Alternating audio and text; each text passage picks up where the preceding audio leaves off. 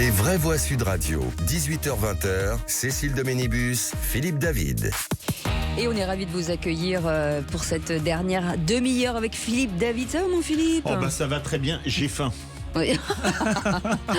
En fait, le problème, c'est que vous avez faim le matin, et puis toute la matinée, et puis le déjeuner, et puis tout l'après-midi, et puis le soir et la nuit. Comment on fait ? Bah même quand je dors. Vous nous coûtez un argon, mais vous pouvez même pas vous imaginer. Mais dites-vous bien une chose, nos agriculteurs pourraient m'élever une statue en or massif. Ah bah, à mon avis, un repas, c'est Obélix. Hein, c'est la fin du cheptel. En tout cas, soyez les bienvenus. On va revenir sur une association, une ascension plutôt fulgurante, un virage stratégique, prise de parole assumée. En tout cas, à 19 ans, Valentin Nérodo devient donc le plus jeune chef de France avant de transformer son exposition médiatique en carrière de chef privé haut de gamme. Derrière la réussite, un parcours marqué par l'exigence des épreuves de santé majeures et une vision engagée, repenser la gastronomie autour du bien-être, de l'inclusion et de la transmission. Valentin Nérodo est avec nous, chef auteur de ce livre du potage familial aux tables d'exception. Merci d'avoir accepté notre invitation. Merci Cécile. Nous sommes très heureux de vous accueillir. Donc dans ce livre, il y a plein de choses et surtout, on parle de vous, de votre trajectoire incroyable qui commence à peu près aux alentours à moins de 15 ans puisque vous rentrez à l'école pour faire un CAP très très jeune avec une dérogation particulière. C'est ça, exactement. L'apprentissage avant, c'était avant 16 ans. J'avais 14 ans, même 13 ans et demi. Donc j'ai première dérogation refusée. Je me souviens que ma maman avait fait les démarches. Et puis j'ai commencé un apprentissage très jeune, très tôt, avec un autre système d'apprentissage qui était beaucoup plus dur qu'aujourd'hui, beaucoup moins un peu protégé. Et puis chez des maîtres d'apprentissage un peu durs. Vous connaissez le Sud-Ouest ? Ouais. Ah oui. Vous savez les grandes, les grandes maisons où les chefs un peu sont durs et vous engueulent, mais on vous ne passe rien. Mais vous appellent fiston, donc il y a une forme aussi de père spirituel, un peu de maître, exactement, que j'apprécie, qui a été très dur, mais aujourd'hui que j'aime. Mais vous parlez de votre grand-père ou des chefs ? Des chefs. Ah oui, parce que votre grand-père vous appelait fiston aussi. Oui, exactement. Ouais. Mais c'est un univers, vous savez, d'hommes plus âgés, qui prennent soin de vous, qui est très dur. Qui a de l'ampleur, surtout. Qui a de l'ampleur, exactement. Un peu le côté ça. patriarche, exactement. Voilà, c'est ça. Ouais. Vous êtes originaire de Charente-Maritime. Exactement. Votre grand-père était en Charente-Maritime. Moi, je suis au radar. Je pense tout de suite Mouclade Rochelaise. Exactement. Est-ce que ça a eu une influence sur vous pour Vous avez vu, devenir Cécile, cuisinière ? on revient toujours. J'en peux plus. En fait, je grossis sans manger, c'est ça quand même. Mais surtout qu'une mouclade, c'est de la crème c'est double. fabuleux. C'est une crème qui est exceptionnelle. C'est pas la crème blanche, la crème qui est légèrement jaunâtre et qui est très très bonne. La texture est d'enfer. Mais c'est ça, c'est des mouclades, c'est bien ça. Ça vous a inspiré ? Bon, en fait, ce qui m'inspire, moi, c'est que mon grand-père était jardinier. J'explique ça dans l'ouvrage. Exactement. Mon grand-père était jardinier et on faisait des plants ensemble. Des semis. Exactement, très bien, des semis. Et puis et tout ce travail de ce que vous donne la terre. Ce ne sont pas des semis-remorques, les semis. on le respecte en fait. Et je ramassais les légumes et les fruits avec ma grand-mère. Donc ce côté un peu sublimation, on ne jette pas ce que la terre vous donne. Cette forme un peu de dogme qui aujourd'hui pour un chef est très important. Je vous coupe parce que ce qui est intéressant chez vous, c'est que très très très tôt, très petit, vous pensez déjà à être entrepreneur. Exactement. Moi, je savais que j'allais être patron à 15 ans. Ouais. Ah oui. J'avais une âme de patron, donc j'apprenais religieusement la méthodologie de travail, de pensée, déjà de ratio, de calculer des prix de revient. Donc ça, j'ai su ça très très tôt. Et puis dans cette formation de CAP, vous avez aussi des bases de comptabilité. Ouais. Donc j'avais déjà cette vision d'être un entrepreneur, d'être un patron. Et c'est comme ça que j'ai économisé mes salaires d'apprenti. Je gaspillais pas l'argent, que j'ai gagné durement, parce que mes premiers salaires étaient en francs. 340 francs pour du 12-14 heures par jour. Donc vous imaginez, en tant que mineur, c'était beaucoup d'économies à faire.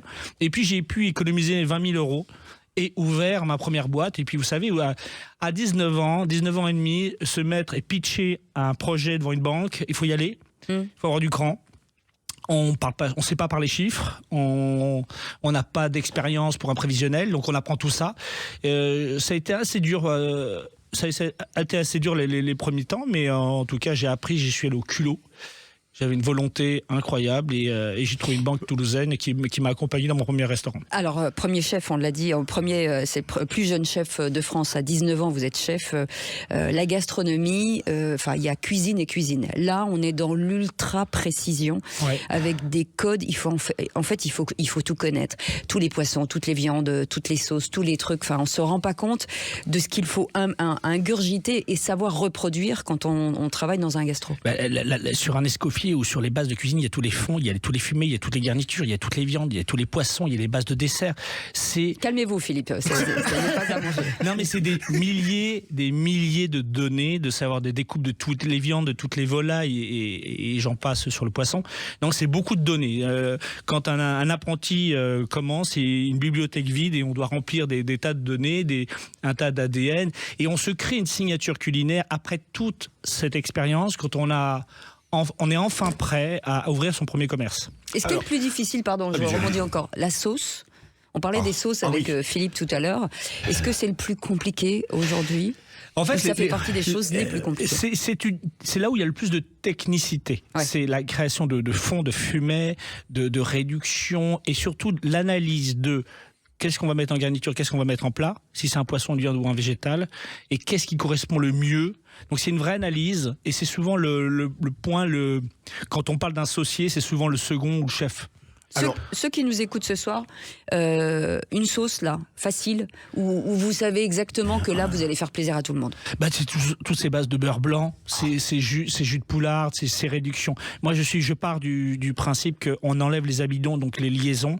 Et j'aime beaucoup les réductions où c'est concentré en goût et on monte un petit peu avec du beurre ou un beurre blanc, c'est des échalotes suées. Suées, c'est cuire sans coloration, une bonne réduction avec un Sancerre ou un vin de Loire blanc.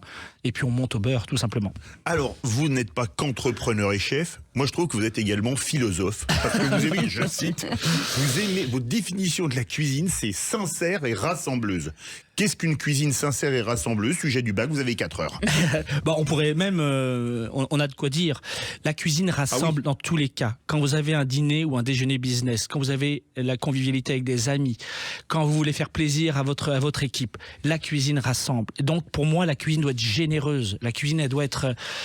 J'aime bien l'abondance. Moi, quand je cuisine pour 8-10 personnes, il y en a pour le double.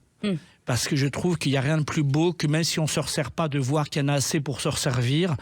C'est tellement beau, c'est tellement bon. Et moi, pour moi, la cuisine, je viens d'une famille nombreuse. Je suis l'aîné. Et quand je cuisinais avec ma mère, on cuisinait trop.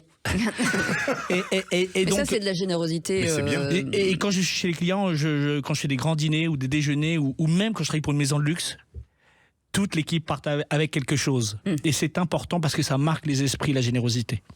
On sait de vous que vous êtes chef privé pour des très grandes personnalités avec des anecdotes assez dingues où vous expliquez même que quand vous travaillez avec des gens, donc Philippe va balancer les noms. Pour citer Lenny Kravitz, je sais pas, Beyoncé. Impérativement un vrai service de sécurité, c'est-à-dire que vous ne pouvez pas dire à votre équipe chez qui vous allez cuisiner, parfois. Parce qu'on peut pas dire en amont pour qui on travaille. Alors moi j'ai un majordome qui gère mes équipes et lui, je peux dire des choses, mais je sais que ça sera verrouillé parce que lui, déjà, est majordome pour une personnalité. Donc, il comprend tout à fait ça. Donc, pas de photos, pas de téléphone. Évidemment, mon cœur de métier, je suis chef cuisinier avant tout, mais mon cœur de métier, c'est la confidentialité. On parle pas et je peux pas tout vous dire pour qui je travaille, et heureusement. Souvent, quand les deux noms que je les ai dit sont sortis dans la presse. Donc j'ai travaillé 1 an et demi pour George Clooney, pour Beyoncé, pour Lenny Kravitz, moi, je travaillais avec Philippe David. Il va dire que c'est 15 tours en dessous. 2 salles, 2 ambiances. Lui, c'est le 3 étoiles, moi, c'est le fast-food. Non, ce qui est rigolo des fois quand je travaille pour des personnalités ou des gens que vous connaissez certainement, c'est que je travaille pour des gens qui sont invités chez d'autres personnes et j'ai jamais dit que je travaille également pour eux. Ah oui. Et ça, ils apprécient Ça, c'est énormément. drôle. Vous avez un projet magnifique pour 2026. Canon. Le château du maréchal de Saxe. Alors ça déjà, c'est pour un le projet- passionné d'histoire, ça fait rêver. c'est un projet exceptionnel. Donc c'est un projet avec Luc et Vincent Guyot. Il y a Youssef Smaïou et puis Thomas Decoq. On s'associe pour un complexe de restauration avec un restaurant gastronomique. Avec vous avez un pavillon, donc une brasserie. Et le moteur de ce concept, c'est le potager donc des carrés du 18e, un peu comme les jardins du roi. Il faut savoir que le château vrai. du Maréchal de Saxe est plus ancien que Versailles. Et c'est un château classé. Et en fait, Qui est magnifique. le vivier, et je vous y convie, et l'ouverture est bientôt, en janvier, le vivier et le potager. C'est un château potager. Et je souhaite que ce soit le seul restaurant d'Île-de-France où à 100%, on utilise des fruits, des légumes du jardin, des herbes. On décore les fleurs avec des fleurs du château. Et pourquoi pas, dans 3-4 ans, on ne peut pas faire plus circuit court, être un des meilleurs en France à respecter ces valeurs-là. Un petit mot sur Top Chef et votre envie aujourd'hui de transmettre. Vous avez fait une école, ensuite vous avez fait Top Chef, ça a été très difficile, et vous avez envie de donner des coups de pouce à des gamins, peut-être même en situation de handicap, pour la voie qui était la vôtre. Top Chef m'a appris, c'était une expérience incroyable. Et vous imaginez bien qu'il y a 12-14 ans, c'était 7 millions de spectateurs. Hein. C'était comme C'est énorme. tous les lundis. C'était considérable. C'est un choc. C'est d'ailleurs quand vous êtes... Alors j'étais un peu connu à Toulouse. Mais là, sur le plan Tout à national... coup à la lumière. pendant 3 ans, mes restaurants ont été pleins du matin au soir, 7 sur 7. Donc c'est sûr que c'est une expérience incroyable. Top Chef, et c'est une expérience très dure aussi. Top Chef m'a appris une chose, c'est qu'il faut aller dans la vie à l'essentiel. Quand vous avez 1 heure d'épreuve et le temps que vous ayez la créativité d'aller chercher les produits à l'économie, il vous reste 40 minutes. Ouais. Donc avec les cuissons, tout ça, il faut aller très très vite. Moi, j'aime bien motiver les jeunes. Pour moi, j'aime bien, justement, je ne reproduis pas la dureté de mes anciens chefs. J'aime, moi, monter en compétences, les valoriser et transmettre les valeurs de notre cuisine. Eh ben, vous restez avec nous, on revient dans un instant. Cécile, oui. j'ai très faim. Encore, Cécile. non, mais- Encore, Cécile. Comment on fait En fait, je serais étonnée qu'ils me disent tiens, j'ai pas faim. Je sais pas, Peut-être quand il dort. Non. Peut-être. Ouais, il a toujours des cacahuètes. C'est trop gras pour moi. Allez, on garde Valentin Nérodo avec nous et dans un instant, Vincent Gerlet sera avec nous, un pâtissier chocolatier de la région nantaise. On en parle dans un instant. À tout de suite.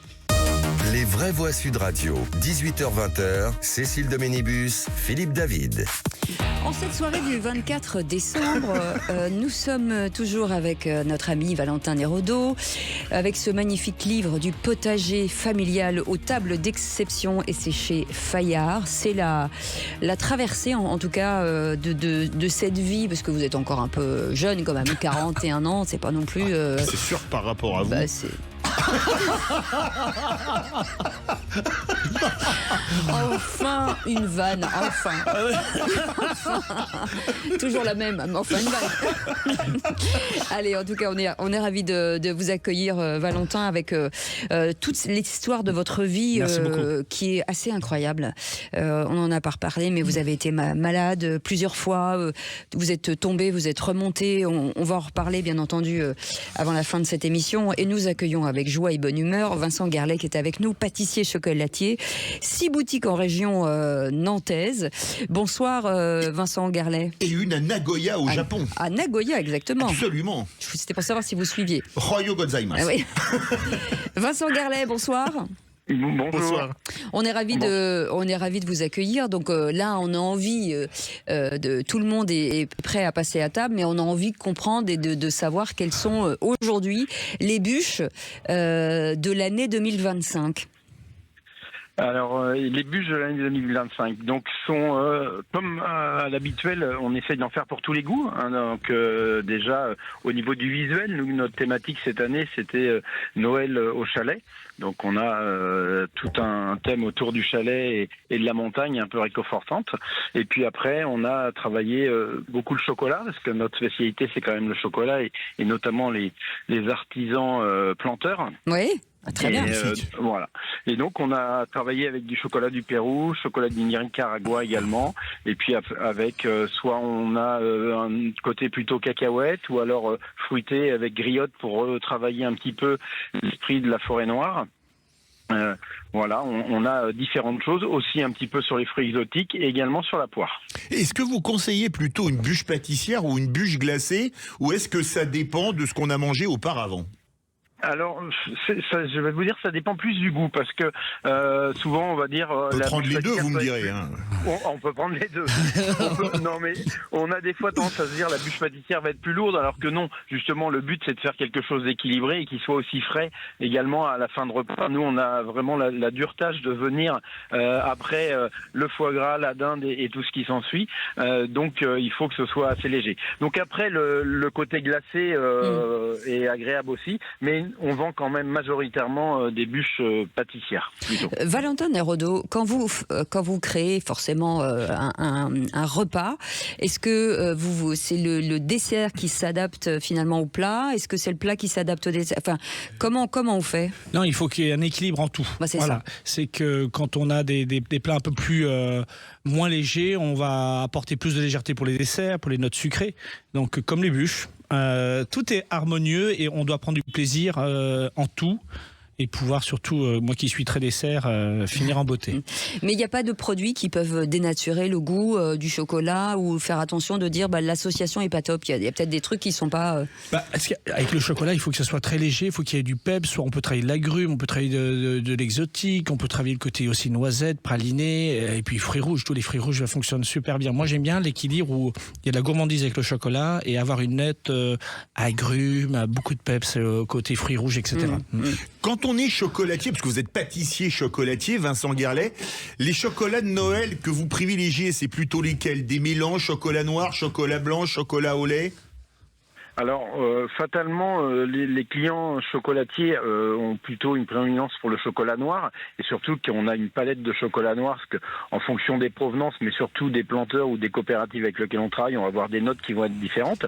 Mais le chocolat au lait est quand même aussi quelque chose de plébiscité, parce qu'on a ce côté un petit peu plus réconfortant, gourmandise. Et puis il y a un moment pour le déguster, en fait. Je trouve qu'on a une dégustation peut-être un peu plus spirituelle sur les chocolats noir où on se dit tiens telle crue, telle note, je recherche un peu plus. Le côté chocolat au lait, c'est vraiment un moment on a un petit coup de mou, on a envie de se faire plaisir et c'est plus une gourmandise. Et après on a des associations avec tout un tas de choses, que ce soit également du fruit. J'entendais c'est vrai que l'acidité du fruit va permettre de contrebalancer le côté des fois sucré ou la même chose que pour un côté gras, et donc ça fait un équilibre en bouche. Vous avez entendu, Cécile, une dégustation peut-être spirituelle. Oui. Moi, j'ai adoré cette formule. Vous avez compris pourquoi je suis si spirituel, en fait. Oui, c'est ça. Ouais. Bien sûr. Valentin Nérodo, ça vous a... Enfin, c'est un autre métier, pâtissier, mais on doit quand même connaître les codes quand on est chef. Une base, peut-être. Les codes de structure pour créer un menu ? Oui.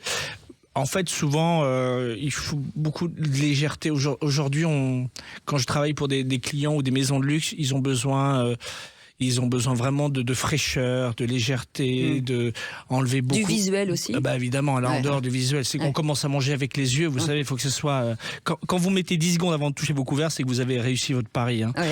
C'est une éternité, 10 secondes. Il faut que ça soit coloré. Il faut beaucoup de légèreté. Et c'est ça aujourd'hui le pari dans la cuisine un peu luxe et dans les maisons. Il faut vraiment que ça soit avec une identité culinaire de la maison, un ADN de la maison. Et vous feriez quoi ce soir, vous, au 24 ? Pour le 24 ? Ouais. Oui. Moi, j'aime bien le côté traditionnel. C'est-à-dire chapon ou dinde, c'est ça, ou chapon, je suis fan de chapon, tout ce qui est côté Gascogne. Ah oui. Moi, donc chapon du Gers, il y a par exemple. Exactement. Ou des Landes. Non, du Gers. Du Gers. Du Gers. Moi, j'aime bien les Saint-Jacques-d'Erquy, par exemple, travailler des beaux produits autour de la châtaigne, du butternut, des farces, du chapon, une belle farce. Et puis en dessert, évidemment, on peut pas passer à côté du chocolat. Et je suis de plus en plus traditionnel. J'aime de moins en moins l'originalité dans nos plats phares. Quand on veut un gâteau au chocolat, on veut qu'il soit au chocolat. Quand il soit à la vanille, c'est une vanille intense. Moi, j'aime de plus en plus les goûts vrais.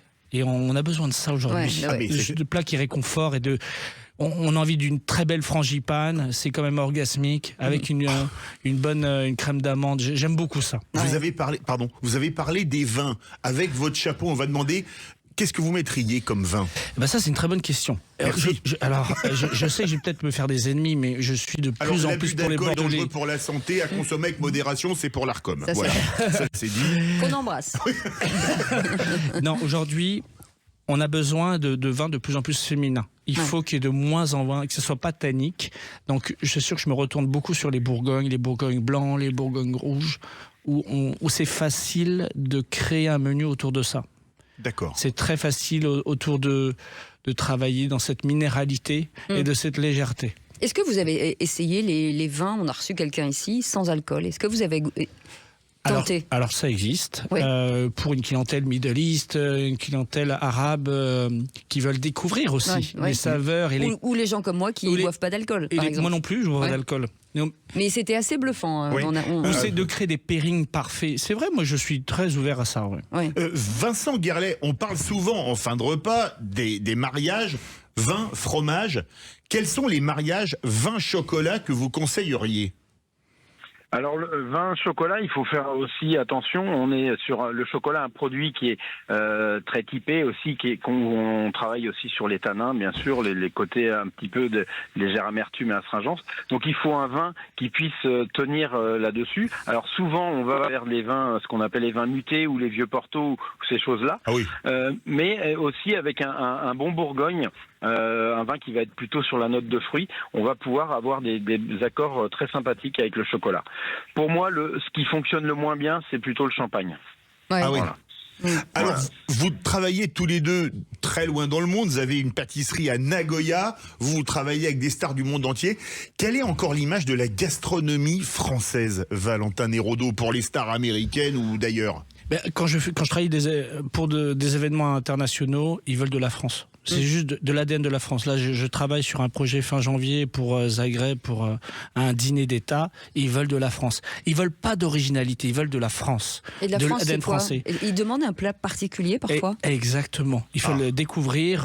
Donc c'est un dîner diplomatique. Ils veulent découvrir nos plats à nous, sans originalité, des plats vrais, des goûts vrais. Quoi par exemple? Eh bien, ils veulent un pot-au-feu. Exactement. En fait, c'est drôle à dire parce qu'on croit que c'est un peu has-been et tout ça, mais ils veulent un pot-au-feu revisité, élégant. Ils veulent. C'est ça qui est difficile, c'est de nos plats traditionnels les rendre dans des plats élégants pour un dîner aussi important. Ouais. Ça c'est génial. Vincent Guerlet, vos clients japonais, ils veulent de la France aussi dans vos pâtisseries, vos chocolats à Nagoya? Également de la même façon, ils veulent surtout pas qu'on s'adapte à leur goût, puisque ça ils en ont chez eux, donc il n'y a pas de souci. Ils veulent vraiment ce qu'ils ont reconnu en voyage. Alors nous, on fait beaucoup de biscuits là-bas parce que c'est un produit très plébiscité, et donc ce qu'ils veulent, c'est retrouver le goût du beurre qu'ils ont pu connaître, déguster ou ils ont entendu parler, mais ils veulent aussi un goût de France, un goût typique de ce qu'a fait un peu la renommée de la pâtisserie française, et ils veulent surtout pas de choses extravagantes et surtout pas qui ressemblent avec le goût adapté chez eux. Ils veulent vraiment des goûts de chez nous. Valentin Nérodo, je l'ai dit tout à l'heure, vous avez fait une rupture d'anévrisme, vous avez eu un cancer de l'estomac. On est toujours en train de se plaindre, j'ai pas ci, j'ai pas ça. Vous êtes débordant d'énergie. Et comment vous voyez 2026 ? Avec panache. Avec panache, avec joie, et surtout quand on a vécu des épreuves aussi douloureuses. Moi, je suis, un survivor, donc je fais la vie très positive. Je déprime plus du tout. Je prends soin de moi. Par contre, aujourd'hui, il n'y a pas le travail coûte que coûte, les projets coûte que coûte. J'ai compris en travaillant dans la restauration que c'est des heures de dingue, vous le savez très bien, que maintenant je m'octroie du temps pour moi. Mais vous savez, le côté entrepreneur qui n'arrive plus qui ne s'arrête jamais. Qui ne s'arrête jamais, je veux plus revivre ça. Et pour vous, Vincent Guerlet, 2026, vous le voyez comment pour le chocolat? Il va y avoir encore des évolutions? Et peut-être d'autres ouvertures après Nagoya, Tokyo ou Pékin de l'autre côté Alors oui, on ouvre en fin septembre 2026 à Tokyo, donc c'est déjà en route. Et puis après le chocolat, Bah écoutez, là on commence à trouver une stabilité sur le marché de la fève, donc ce qui est plutôt pas mal. On a au moins une visibilité qui se dessine. Et puis moi je suis aussi toujours d'un côté positif, donc je pense que 2026 sera aussi une bonne année. Et puis il faut surtout être positif. Est-ce que la galette des rois va partir au Japon ? Alors, on fait les galettes des rois. On a un laboratoire au Japon pour toute la partie biscuiterie et galettes. Donc, bien sûr, ils ont de la galette des rois au Japon. Alors, c'est pas quelque chose d'aussi connu que chez nous, mais les Japonais aiment bien, et même chose, hein, ils veulent la galette traditionnelle de chez nous avec une bonne frangipane. Je rejoins mon frère qui nous disait, voilà, il faut des choses avec le goût, et c'est vrai que ça doit être très lisible, et une bonne frangipane, eh bien, c'est un bon goût d'amande et un feuilletage beurré. Voilà. Merci beaucoup Vincent Garlet, pâtissier, chocolatier, 6 boutiques en région nantaise et puis au Japon aussi. Absolument. Et merci beaucoup Valentin Nérodo, chef, auteur de ce livre qu'il faut lire, hein, du potager familial aux tables d'exception chez Fayard. Vraiment, c'est extrêmement touchant et joyeux Noël. Et joyeux, surtout parce que l'avenir est intéressant en tout cas. Merci beaucoup. Sur votre trajectoire. Merci d'avoir été avec nous. On vous souhaite de très belles fêtes de fin d'année. Nous, on se retrouvera le 5 janvier, ma chère Cécile. Absolument. Et moi, vous me retrouvez lundi. On vous souhaite un joyeux Noël et de belles fêtes de fin d'année. Et on vous souhaite une très bonne soirée. Mais moi, vous me retrouvez demain. Ouais. Ah oui. À demain. Salut. Merci.